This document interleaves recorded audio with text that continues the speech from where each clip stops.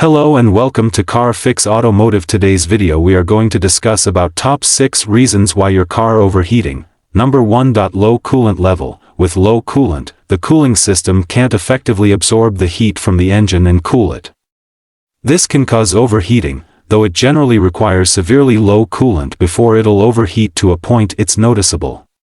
Telltale signs of a low coolant level are when the temperature gauge reads slightly higher than normal, but it's not in the overheating range yet, and the coolant doesn't read the full hot or full cold marks on the reservoir.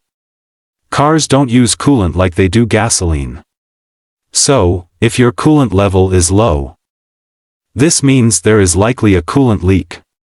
Keep in mind, not all coolant leaks are on the outside, they can also occur inside the engine. For example, a blown head gasket, which seals the cylinder head to the engine, can cause the coolant to leak into the cylinders or the oil system.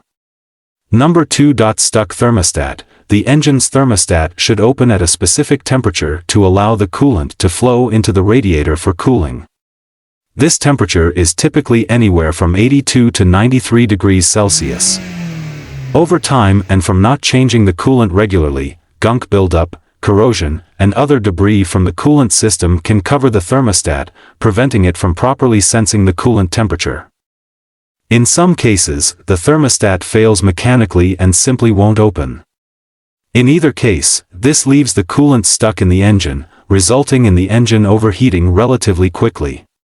Telltale signs of a bad thermostat are bloated radiator and heater hoses. You'll also notice the coolant reservoir constantly remains at the full cold mark and never reaches the full hot line.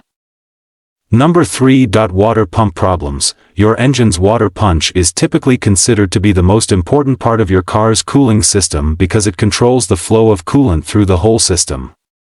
When your water pump is unstable, there's internal erosion, or if the system becomes contaminated, the pump may stop working correctly. If your engine overheats, always check the water pump first because without proper pump function, there's no hope of getting your engine working again. Number 4. Malfunctioning radiator fan. The radiator fan has the important job of drawing air over the coolant as it passes through the radiator, reducing its temperature. If this fan stops working, the coolant temperature will drop only slightly as it passes through the radiator, which can cause overheating as it passes through the engine.